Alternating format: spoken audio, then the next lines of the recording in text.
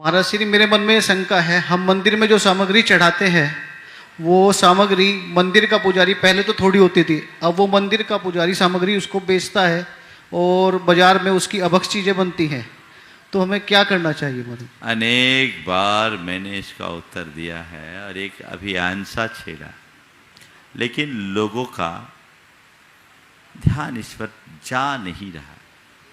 आज पुनः एक लंबे अंतराल के बाद ये सवाल खड़ा हुआ है, तो मैं इस बात पर आप सबका पुनः ध्यान आकृष्ट करना चाहूँगा। यही सवाल सबसे पहले एक दिल्ली के भाई ने, जब मैं उदयपुर में था तब उठाया, और उसने बड़ी पीड़ा से कहा, 2017 की बात, कि महाराज जी, मंदिर में हम लोग भाव से पूजा करते हैं, द्रव्य सामग्री चढ़ाते हैं, और मैंने देखा लोग उसी के साथ बिरयानी खाते हैं। मैं हिल गया। मैंने कहा, इसका सबसे बड़ा दोष तो उनको लगेगा जो मंदिर का प्रबंध देखते हैं, और कुछ अंशों में दोष उन्हें लगेगा जो मंदिर में पूजा करते हैं। आपने द्रव्य सामग्री मंदिर में चढ़ाई, उस द्रव्य सामग्री का अगर ऐसा उपभोग हो रहा है तो आप पाप के भागी हैं कि नहीं? अहिंसा के देवता की पूजा करने में चढ़ाए गए द्रव्य को लोग अभक्ष्य वस्तुओं के साथ खाए, ये महापाप है। इसका समाधान मैंने दिया था, और बहुत जगह लोग कर रहे हैं। गुनायतन में भी वही होता है। कायदे से मंदिर के द्रव्य का स्वामी माली नहीं, व्यास नहीं, मंदिर के द्रव्य का उपभोग तो पशु पक्षी और दीन दुखी प्राणियों को करना चाहिए। आप एक इसका सॉल्यूशन है, मंदिर के माली को अच्छी तनख्वाह दीजिए और मंदिर की द्रव्य सामग्री को पशु पक्षियों को खिला दीजिए।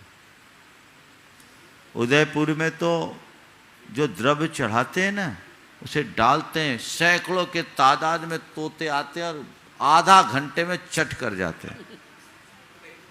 बादाम तक को फोड़ फोड़ के खाते हैं। महाराज, कुछ ऐसी सामग्री जो नहीं खाते, ऐसी चीज चढ़ाओ मत। वही सामग्री चढ़ाओ जो पशु पक्षी खा सके। ये व्यवस्थाएं अगर आप लोग करें तो दोहरा पुण्य का लाभ होगा। गौशालाओं में भी इनका प्रयोग किया जा सकता है, दीन दुखी प्राणियों के लिए इसका प्रयोग किया जा सकता है। लौंग तक का काढ़ा बना करके गायों को पिलाया जाता है। तो ये चीज़ें की जा सकती है। ये बहुत दोषप्रद है।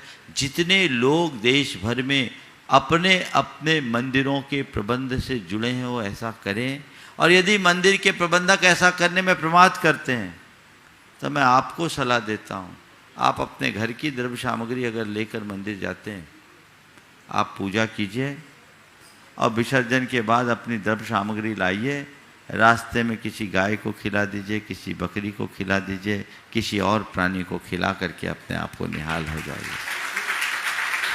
महाराज, फिर माली को दुख नहीं होगा। माली को 100 रुपया महीना अलग से दे दो, उसका भी पेट भरेगा।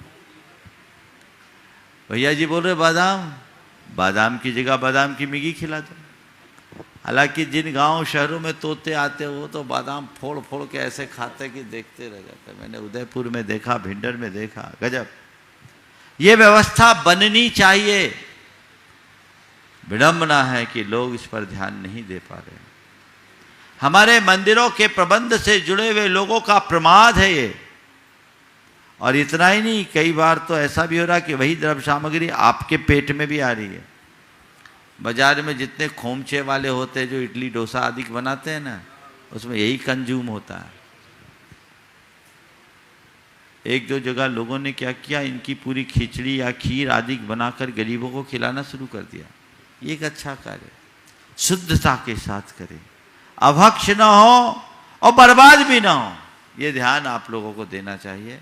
और माली को पर्याप्त तनख्वाह देनी चाहिए। उसका, वो प्रभु का सेवक है, उसका पेट भरना चाहिए। और ये बातें आप सबको सुनिश्चित करना चाहिए यदि आप इसे नज़रअंदाज कर रहे हैं तो मुझे तो ऐसा लगता है भगवान की पूजा के पुण्य से ज़्यादा कहीं पाप बंध के भागी भी बन रहे हैं, ये आपको देखना है।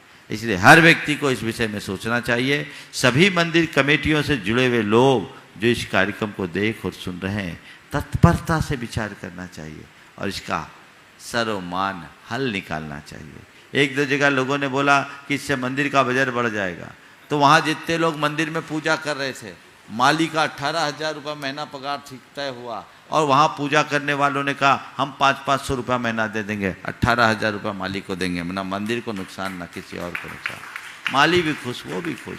मैं तो आपसे कहता हूँ अन्य स्थानों में दान न दे पाओ मत दो, लेकिन इस व्यवस्था को पहले सुव्यवस्थित करो, तभी आप कुछ अच्छा कर सकें।